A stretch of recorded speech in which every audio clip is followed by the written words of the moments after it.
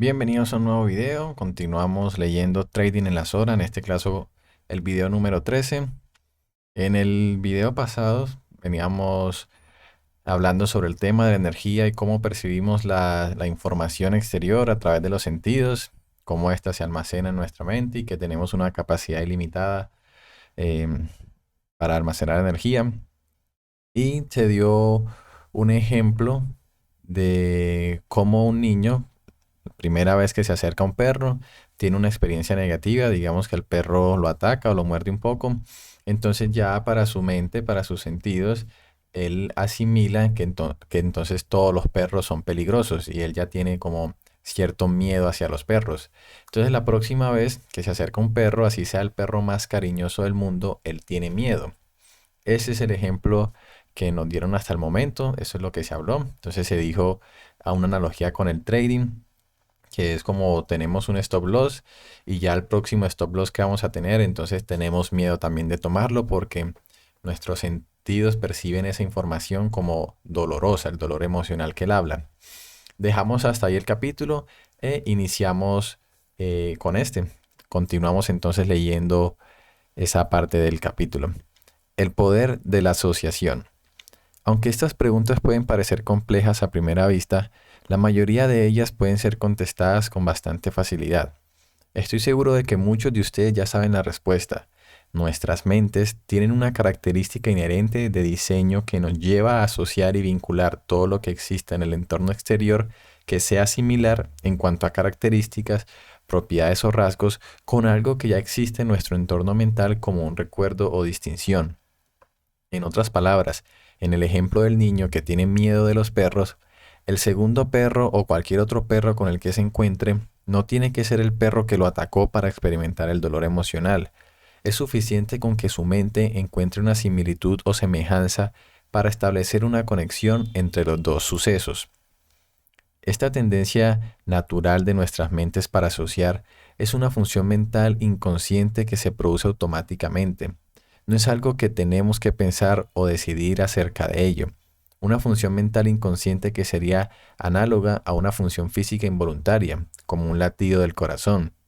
Así como no tenemos que pensar conscientemente acerca del proceso del latido cardíaco, tampoco tenemos que pensar conscientemente para vincular nuestras experiencias con nuestros sentimientos. Es simplemente una función natural de la forma en que nuestra mente procesa la información. Y al igual que un latido cardíaco, la asociación es una función que tiene un profundo efecto en la forma en que logramos experiencia en nuestras vidas. Me gustaría que usted intentara visualizar el flujo de doble dirección de energía que invierte la relación de causa-efecto, que hará difícil para el niño percibir cualquier otra posibilidad distinta de la que está en su mente. Para ayudarle, voy a dividir este proceso en sus partes más pequeñas y examinarlo paso a paso. Todo esto puede parecer un poco abstracto, pero entender este proceso juega un papel importante en el camino de revelar su potencial para alcanzar el éxito constante como un trader grande. Primero, consideremos lo básico. Hay una estructura energética en el exterior del niño y una estructura energética en su interior. La del exterior es una energía de carga positiva representada por un perro amigable que quiere expresarse a sí mismo jugando. La del interior es una energía con carga negativa y se encuentra en la memoria en forma de imágenes y sonidos mentales que tiene el niño, de la misma experiencia con el perro. Perdón, de la primera experiencia con el perro. Tanto la estructura energética interior como la exterior tienen el potencial de estimular los sentidos del niño y, en consecuencia, crear dos tipos de experiencias diferentes para él según cada situación. La energía exterior tiene el potencial de actuar como una fuerza sobre el niño de tal forma que podría resultarle muy agradable. Sería el perro que expresa su comportamiento como un juego, amistad e incluso amor. Sin embargo, tenga en cuenta que estas son características que el niño todavía no ha experimentado en un perro, por lo que desde su perspectiva no existen. Al igual que en el ejemplo del gráfico de precios que he presentado anteriormente, el niño no será capaz de percibir algo que aún no ha aprendido, a menos que se encuentre en un estado mental propicio para el aprendizaje.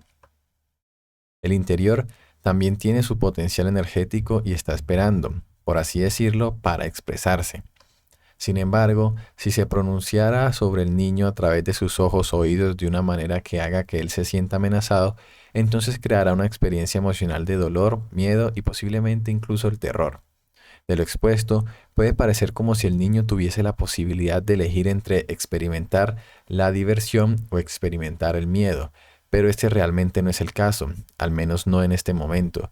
De las dos posibilidades que existen en esta situación, sin duda experimentará el dolor y el miedo en lugar de la diversión. Esto es así por varias razones. En primer lugar, como ya he indicado, nuestras mentes están conectadas y automática e instantáneamente asocian la información y unen las que tengan rasgos, características y propiedades similares. Cuando en el exterior el niño ve la forma de un perro, busca información similar en su mente. Sin embargo, el grado de similitud que necesita para que su mente vincule las dos informaciones es una variable desconocida. No sé el mecanismo mental que determina lo mucho o lo poco de similitud necesaria para que nuestras mentes asocien y vinculen dos o más conjuntos de información. Como la mente de todas las personas funciona de una manera similar, pero al mismo tiempo única, yo asumiría que hay un margen de tolerancia de similitud y cada uno de nosotros tiene una capacidad única en algún lugar dentro de ese margen. Esto es lo que realmente sabemos. La próxima vez que el perro entra en contacto con el niño a través de los ojos o los oídos, si hay bastante similitud entre la forma en que se ve o suena el perro y la información almacenada en su memoria, enseguida su mente conectará automáticamente las dos. Esta conexión, a su vez, hará que la carga negativa de energía en su memoria sea puesta en libertad a lo largo de su cuerpo, haciéndolo presa de una muy incómoda sensación de aprehensión o terror. El grado de malestar o dolor emocional de esta experiencia será equivalente al grado de trauma que sufrió como resultado de su primer encuentro con un perro.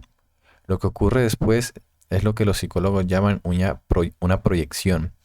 Voy a referirme a ello simplemente como otra asociación instantánea que hace que la realidad de la situación, a partir de la perspectiva del niño, parece una verdad absoluta e incuestionable.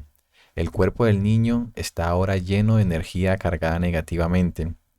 Al mismo tiempo, está en contacto sensorial con el perro. A continuación, su mente, con independencia de los sentidos, asocia la información de sus ojos u oídos, perciben con la dolorosa experiencia negativa que guarda dentro de sí y que le hacen parecer como si la fuente de su dolor y miedo es el perro que ve u oye en ese momento.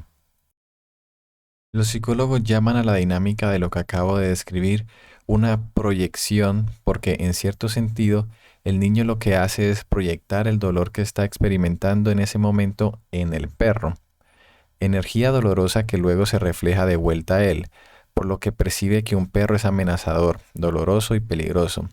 Este proceso hace que para él el próximo perro tenga carácter, propiedades y características idénticos a las que se encuentran en su banco de memoria, aunque la información que el segundo perro está generando acerca de su comportamiento no sea idéntica o ni siquiera similar a la conducta del perro que en realidad atacó al muchacho.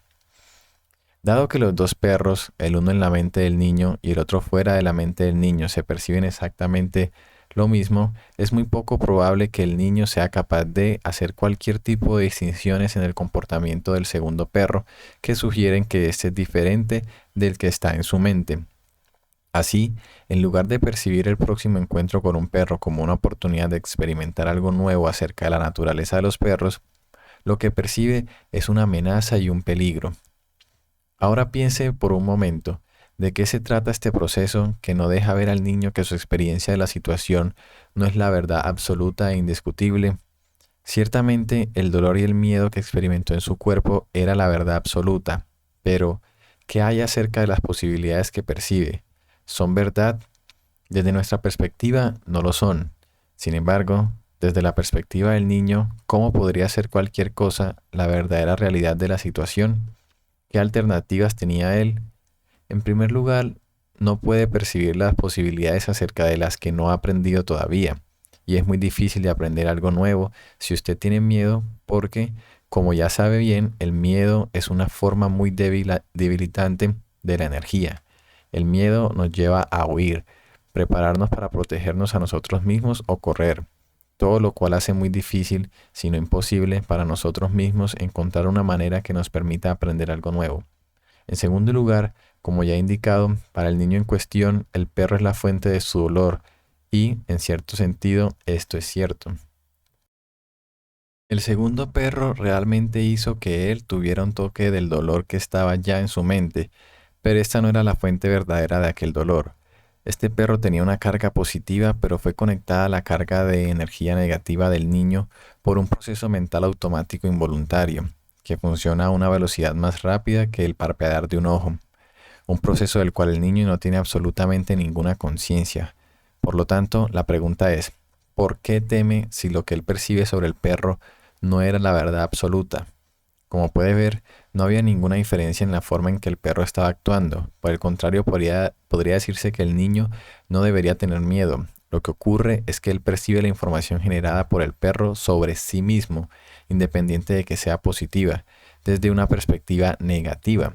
Él no tiene la más mínima idea de que su experiencia de dolor, miedo y terror es totalmente autogenerada. Ahora, sí es posible que el niño pueda autogenerar su propio dolor y temor y al mismo tiempo estar firmemente convencido de que su experiencia negativa procede del medio ambiente, es también posible que los traders puedan autogenerar sus propias experiencias de miedo y de dolor, ya que intercambian información con el mercado y están completamente convencidos de que su dolor y miedo son totalmente justificados por las circunstancias. Aquí voy a dar una conclusión muy interesante haciendo el símil al,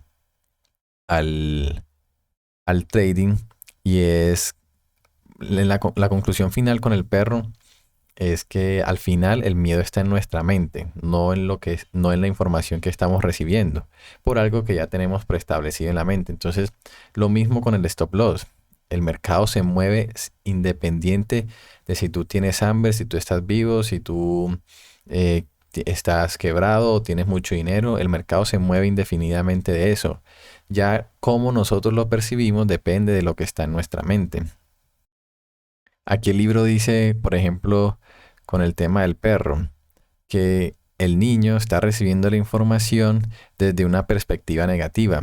Él no tiene la más mínima idea de que su experiencia de dolor, miedo y terror es totalmente autogenerada. Así tal cual nos pasa en el trading. Todo en realidad está pasando en nuestra mente. El mercado se está moviendo independiente de nuestra existencia y la forma en la que nosotros actuemos entonces depende de cuál es la estructura mental que tengamos.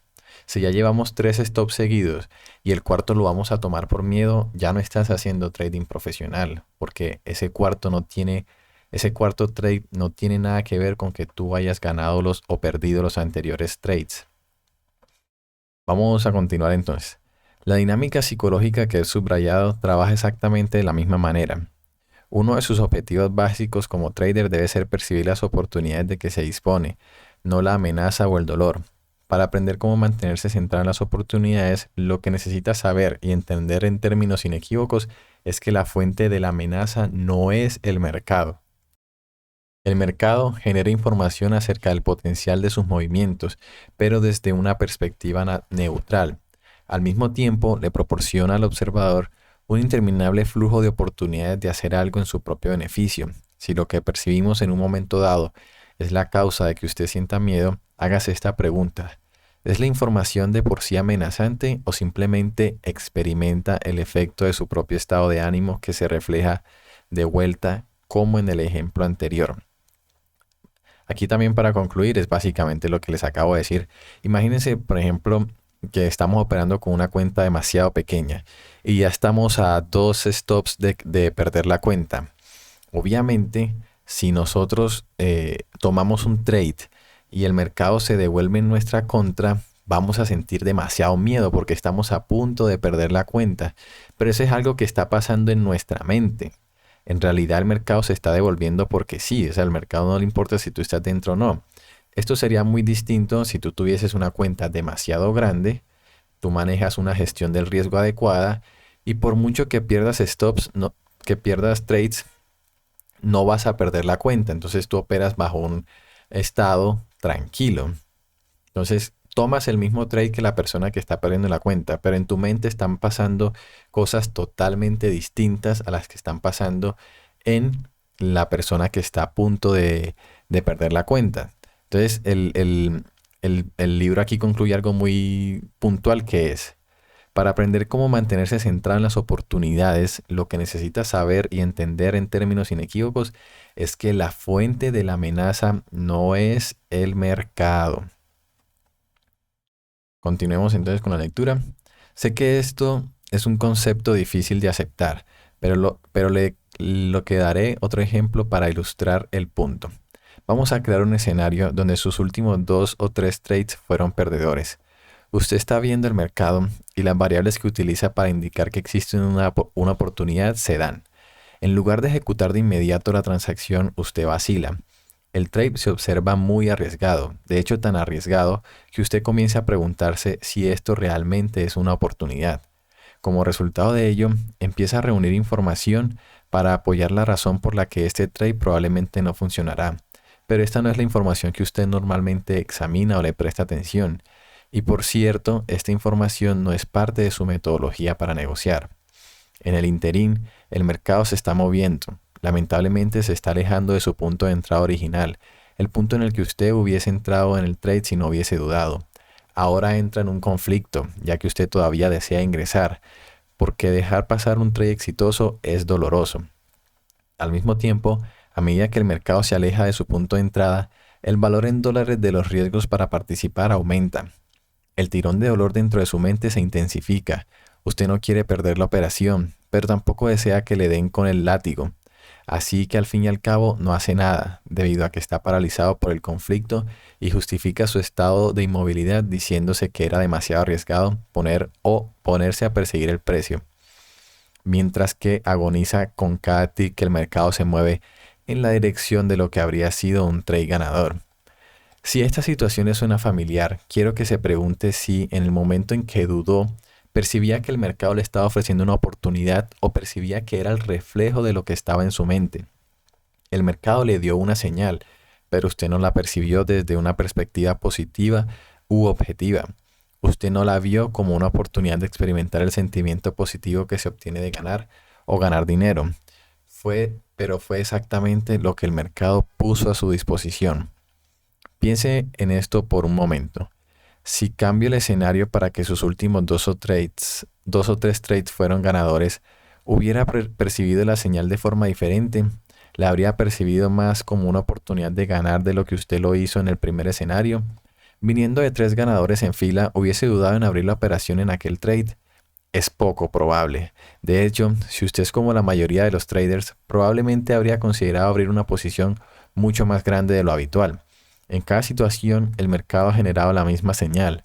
Sin embargo, su estado de ánimo negativo basado en el miedo causó que en el primer escenario se centrase en la posibilidad de fracaso, lo que a su vez hizo que dudara. En el segundo escenario, prácticamente no percibió ningún riesgo en absoluto.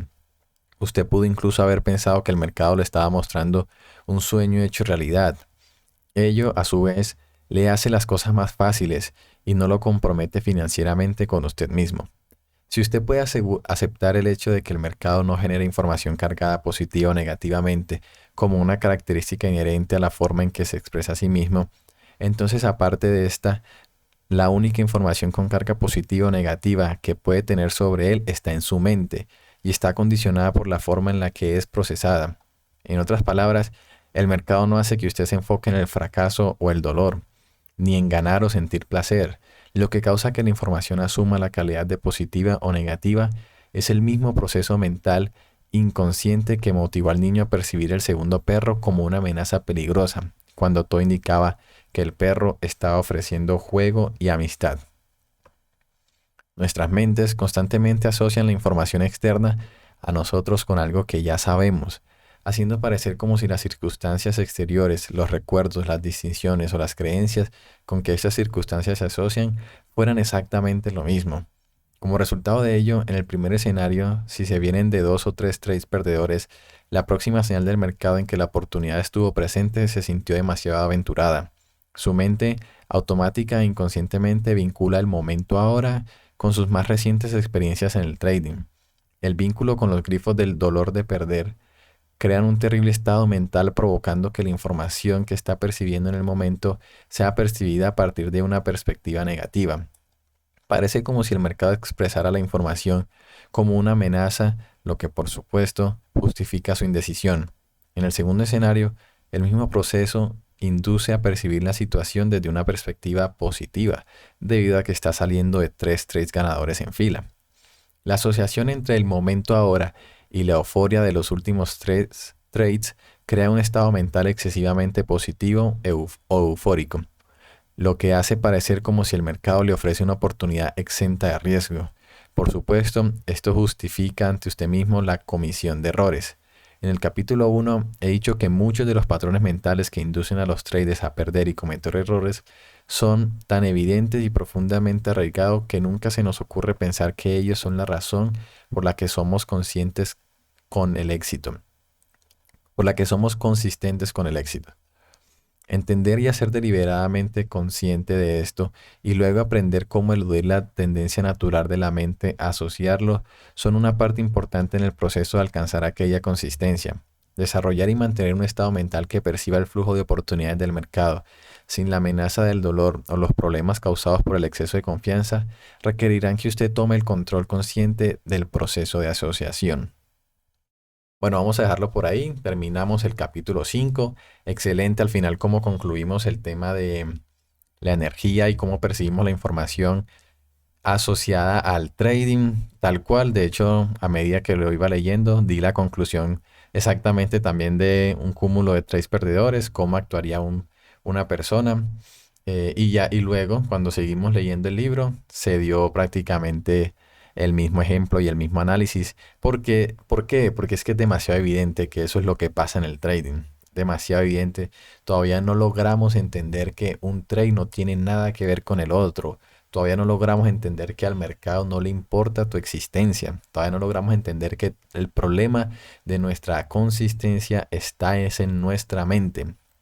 Aquí el libro lo que hizo básicamente fue desglosarnos todos esos procesos mentales en el ejemplo de un niño que tiene su primera experiencia negativa con un perro y ya luego asume que todos los perros son peligrosos, siente miedo, cómo se siente cuando se acerca a un segundo perro que no conocía antes, un perro que no tiene nada que ver con el anterior. Todo eso es lo mismo que tener trades perdedores, trades ganadores.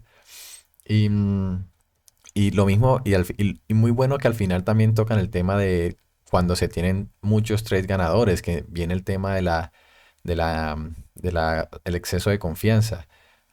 Con el ejemplo del perro, se habló mucho con el tema del miedo, del autosabotaje. Pero al inicio del libro dice aquí que en el capítulo 1 también se habló del tema del exceso de confianza. Entonces tenemos una racha positiva, estamos súper felices y al siguiente trade, como estamos tan felices, lo metemos sobreapalancado. Y entonces ahí es donde empiezan los problemas, porque se devuelve el mercado en nuestra contra y ya nos encontramos en un estado de improvisación, ya no sabemos qué hacer, al mercado no se está moviendo como yo quería que se moviera y empieza otra vez todo el proceso de fallas y falencias del trader. Entonces, básicamente la conclusión de todo este párrafo y de todo, y uno de los pilares del libro es desarrollar la mente de un trader exitoso y entender que el mercado no tiene nada que ver con nosotros. Todo pasa es en nuestra mente. Y para eso debemos desarrollar la estructura mental de un trader exitoso. Cuando ya tú tomes un trade sin estar pensando en si quieres ganar, si llevas la semana negativa, si llevas la semana positiva, si tu cuenta tiene un drawdown de tanto, si llevas tanto de rentabilidad en el año. Cuando tú tomes un trade, solamente pienses en la oportunidad que te da el mercado y no pienses en nada de todo esto que acabo de decir. Entonces estarás más cerca de tener la estructura mental de un trader de éxito.